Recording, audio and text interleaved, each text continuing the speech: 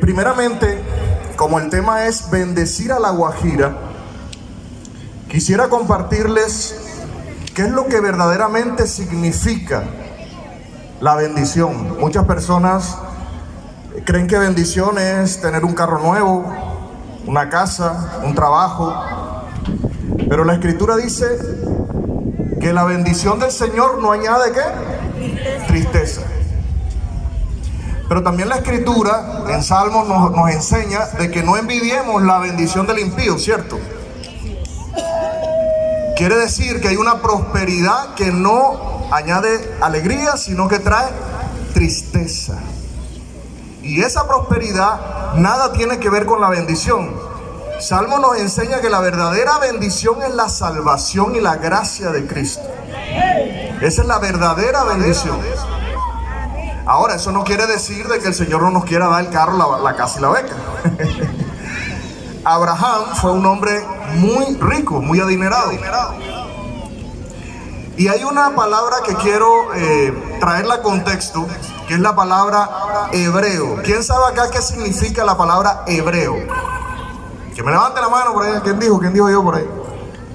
¿Quién sabe qué significa la palabra hebreo? Hebreo significa el que cruza de un lugar a otro. Y fue precisamente lo que Abraham hizo. Abraham dejó su parentela y todo lo que tenía para cruzar de ese lugar de idolatría, porque recordemos que la familia de Abraham era idólatra, y se fue hacia el lugar de Dios, hacia una tierra que él no sabía dónde estaba, ni que él esperaba, y caminó así hacia el Señor. Y eso fue lo que lo hizo a él ser nombrado el padre de la fe, y el Señor dice que lo bendijo en todo. Entonces, ¿qué sería una bendición? Miren la diferencia. Si a mí el Señor me permite tener un carro, pero llega el hijo mío y se estrella en el carro y se mata, ¿fue una bendición? ¿Creen que fue una bendición?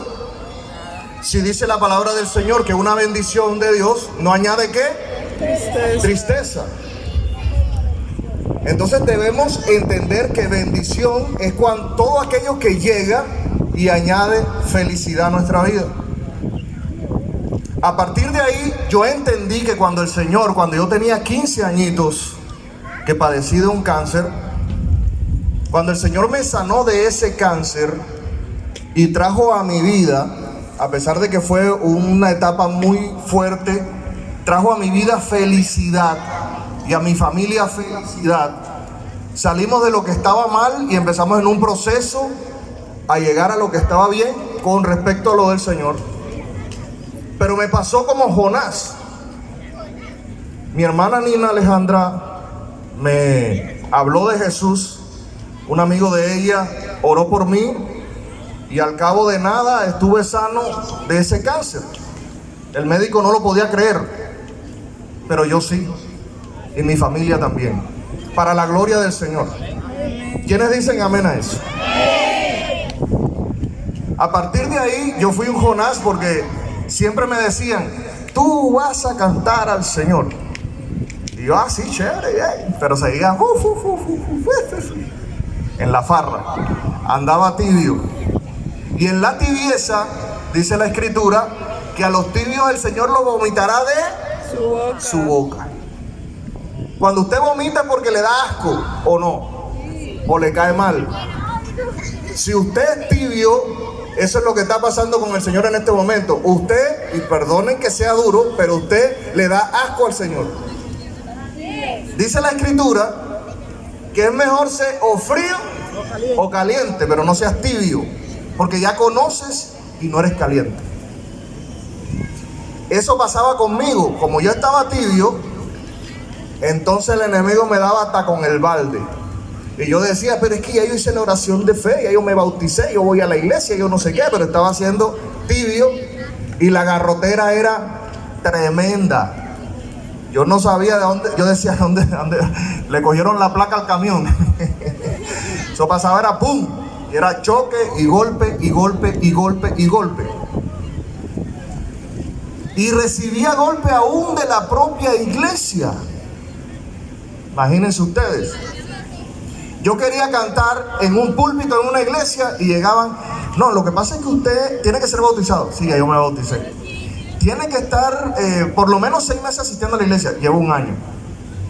No, pero todavía no es el tiempo de Dios. Y así me la pasaba de una iglesia a la otra cuando me tocaba viajar a otro lugar, a vivir en otra parte. Y no podía servir alabando al Señor. Y yo decía, pero entonces ¿quién entiende a los hermanos que me critican cuando canto al mundo y me dicen tú tienes que apartarte y tienes que servirle al Señor? Y entonces cuando llegaba a la iglesia a querer servirle al Señor, entonces espérate ahí que no es el tiempo de Dios. Y era verdad. No era el tiempo de Dios porque yo no estaba preparado.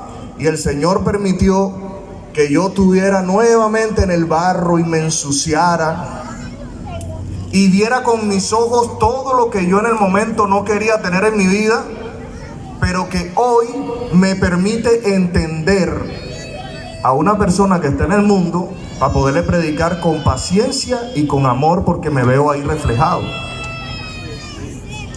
Yo no llego ante una persona del mundo, es que tú te vas a quemar en el infierno, hijo del diablo, y no sé qué. Oye, pero si a nosotros el Señor no nos mandó a condenar a ninguno, nos mandó a ayudar a la salvación de la gente. Entonces ya yo viviendo en el barro como viví, entiendo a esas personas que hoy día están en ese proceso que ya yo viví, y que el Señor, así como a Jonás, cada vez que yo me apartaba, me traía en la boca de la ballena otra vez, pundú.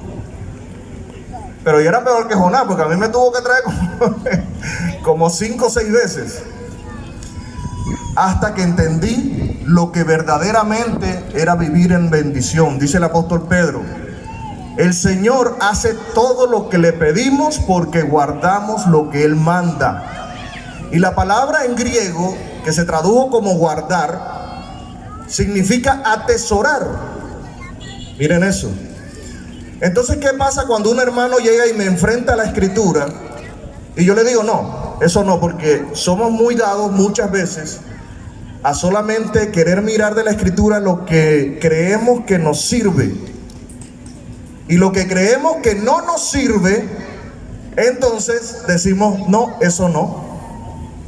Y en ese momento no estamos teniendo la escritura como ese tesoro que nos permite vivir en la bendición, sino que tenemos la escritura como parcialmente válida. Y eso significa nada más y nada menos que estamos invalidando la palabra del Todopoderoso. Nosotros no somos los que le decimos a Él cómo son las cosas. Él nos dice a nosotros cómo son las cosas. Y a partir de ahí podremos experimentar lo que hoy día estoy experimentando: bendición. Bendición significa felicidad, porque la bendición del Señor no añade tristeza.